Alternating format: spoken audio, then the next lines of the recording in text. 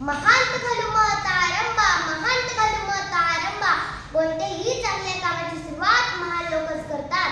आदरणीय व्यासपीठ याच्या पुढे झुकते तर ते सन्माननीय जन आणि नेहमी असतात जे दक्ष ते कार्यक्रमाचे अध्यक्ष आणि एकट्याने होता जे धुंद ते जमलेले श्रोतावृंद जिच्या कुशीतून स्वराज्याचं देखणं स्वप्न साकार झालेल्या राजमाता जिजाऊ आणि ज्या महापुरुषानं हे देखणं स्वप्न साक्षात उतरवलं ते राजश्री यांच्याकडे बघायचं आणि ज्या वारसदारानं हे देखणं स्वप्न आपल्या खांद्यावर पेललं ते छत्रपती संभाजी महाराज.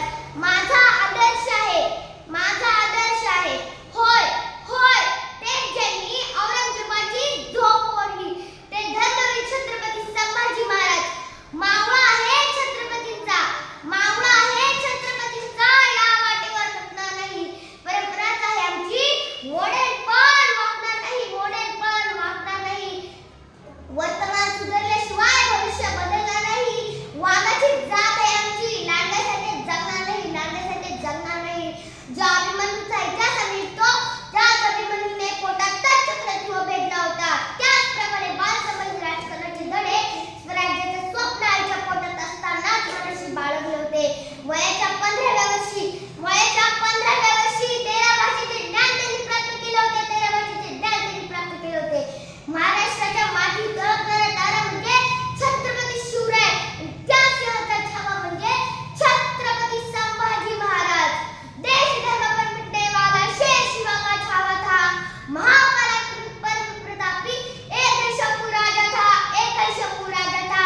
14 मे 1657 चा तो दिवस उजाडला. दोन सोनेरी स्वराज्य किरणांनी सारा आभाळ व्यापून टाकलं. पुरंदरावर आनंदी आनंद झाला. जगाच्या पाठीवर मात्र एकमेव असा राजा आहे ज्याचा प्रवेश वयाच्या 2ऱ्या वर्षी झाला. अब्दुल खानासारखा क्रूर योद्धा चालून आला तेव्हा शिवरायांनी जिजाऊंना सांगितले, या लढाईत माझं काही बरं वाईट झालं तर या 2 वर्षाच्या बालसमाधीला राजा म्हणून घोषित करा, राजा म्हणून घोषित करा. स्वराज्य निर्मितीचे अखंड कार्य चालू ठेवा.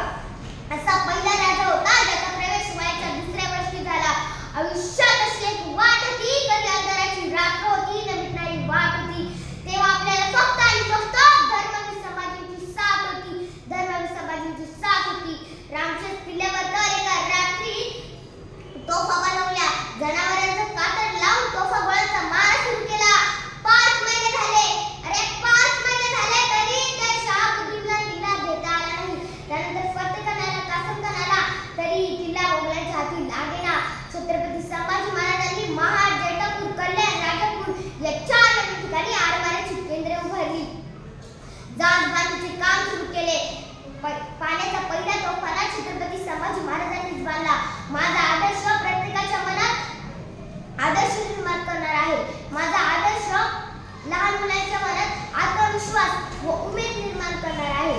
मावळ सेना बांधू लागली सेतू त्या सागरा, मावळ सेना बांधू लागली सेतू त्या सागरा. एकच लक्ष होते आता, जंजिरा जंजिरा जंजिरा. एकच लक्ष होते आता, जंजिरा जंजिरा जंजिरा. महाराज महाराज तुम्ही जन्माला आलात, तुम्ही तो धाक दाखवलात, त्यामुळे आपल्या भारत देशाकडे वाईट नजर करून पाहायची कोणी हिंमत करू शकत नाही. हे टीचवर वाटणारी हिंदवी स्वराज्य ताट माने नौकं होतं. 9 वर्षांच्या काळात माझ्या राजानं 120 लढाया लढल्या, बुधभूषण सारखे अनेक ग्रंथ लिहिले. इतिहास घडवायचा असेल तर वेळेपणा लागतो आणि तो वेळेपणा आमच्या छत्रपती संभाजी महाराजांच्या रक्तात होता. म्हणून मित्रांनो, आपला इतिहास घडला. जसा सिंहाला पाहिल्यावर माजलेला हत्ती देखील घाबरतो, तसे संभाजी महाराजांना पाहिल्यावर औरंगजेब घाबरून जात असे. औरंगजेब संभाजी महाराजांना शोधण्यासाठी रात्रंदिवस एक करत होता, पण फितुरीमुळे मराठ्यांचा छावा मोगलांच्या तावडीत सापडला. औरंगजेबाने शेवटच्या 15 दिवसात संभाजी महाराजांचे अतोनात हाल केले. जे डोळे फक्त स्वराज्यासाठी होते ते डोळे सुद्धा काढून घेतले. औरंगजेब धर्म बदलायची म्हणत होता, पण संभाजी महाराजांनी दिलेलं उत्तर चोख होतं. तू मला चंद्र सूर्य जरी आणून दिले तरी मी माझा धर्म बदलणार नाही. भीमा भामा इंद्रायणी या नद्या सुद्धा स्तब्ध व्हाव्यात असं सारं घडलं. जे व्हायला नको होतं तेच झालं.